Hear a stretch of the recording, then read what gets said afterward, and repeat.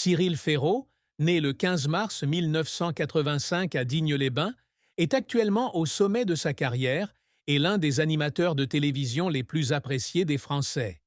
À 40 ans, le sourire radieux et l'énergie débordante, il s'est présenté devant le public lors d'une rare interview en 2025, évoquant les plus grands amours de sa vie, sa mystérieuse compagne qu'il appelle la lumière de sa vie et son fils Tim, qui lui apporte une joie inépuisable.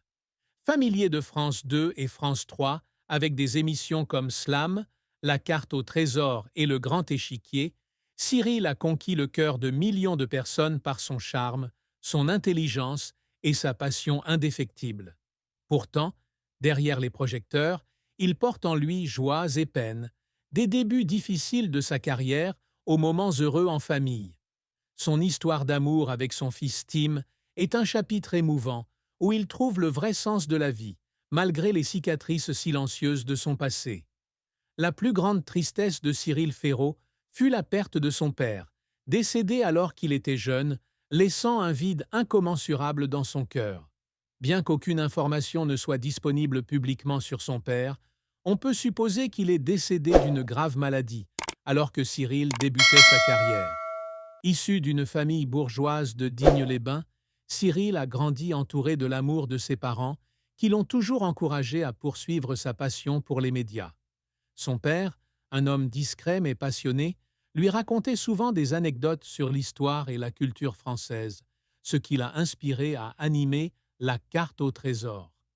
Sa disparition, alors qu'il n'avait qu'une vingtaine d'années, fut un choc profond, lui laissant le sentiment d'avoir perdu un confident qui avait toujours cru en ses capacités.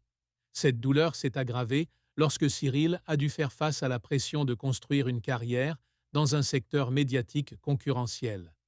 Jeune homme à Paris, il a souvent travaillé jusqu'à l'épuisement, essayant de faire ses preuves sur des chaînes comme France 3 et France Inter. Il a un jour confié que certaines nuits, il rentrait dans son petit appartement parisien, assis seul et pleurait, pensant à son père, se sentant seul et sans le soutien de son père bien-aimé. Cette tristesse était non seulement une perte personnelle, mais aussi un sentiment d'isolement, car il devait maintenir une image joyeuse et dynamique devant le public, malgré son cœur brisé. Bien qu'il ait plus tard trouvé du réconfort dans l'amour et la famille, le souvenir de son père est resté une blessure silencieuse, façonnant la façon dont il chérissait les moments passés avec ses proches. Un autre aspect de la tristesse de Cyril était la pression d'être enfermé dans l'image du présentateur heureux. Étant l'un des visages les plus marquants de France Télévisions, on attendait toujours de lui qu'il apporte une énergie positive, même dans les moments difficiles. Il a un jour admis qu'il lui arrivait de se sentir incompris, lorsque le public et ses collègues ne reconnaissaient pas ses efforts et ses véritables sentiments derrière son sourire. Les critiques de certains téléspectateurs, qui le trouvaient trop drôle ou manquaient de profondeur dans certaines émissions, le poussaient parfois à se demander s'il était vraiment apprécié. Cette tristesse, bien que rarement exprimée, fait partie de son cheminement vers la maturité, faisant de lui une personne résiliente et sensible. La carrière de Cyril Ferraud est un long parcours, fait de sommets brillants et de défis difficiles, où il a été à la fois un présentateur apprécié et un homme soumis à une pression constante. Il a débuté sa carrière en 2004, à l'âge de 19 ans, comme stagiaire chez Disney Channel France. Bien qu'il ne s'agisse que d'une petite étape, cette expérience lui a permis de perfectionner ses compétences d'animateur et de comprendre le fonctionnement de l'industrie des médias. En 2006, il rejoint France 3 comme assistant de production pour l'émission Stade 2, tout en travaillant également comme contributeur à France Inter. Son talent est rapidement remarqué et, en 2008, il est nommé animateur de l'auto sur France 2, une étape importante qui marque le début de son parcours vers une personnalité de la télévision nationale.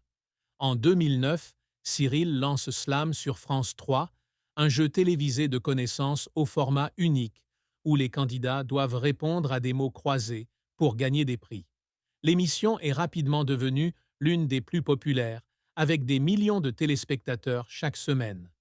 Le succès de Slam repose non seulement sur son format captivant, mais aussi sur le style d'animation naturel, humoristique et accessible de Cyril. Il a un jour confié que Slam était son invention, un outil qui lui permettait de créer un lien avec le public grâce à des histoires personnelles et à sa passion pour la connaissance.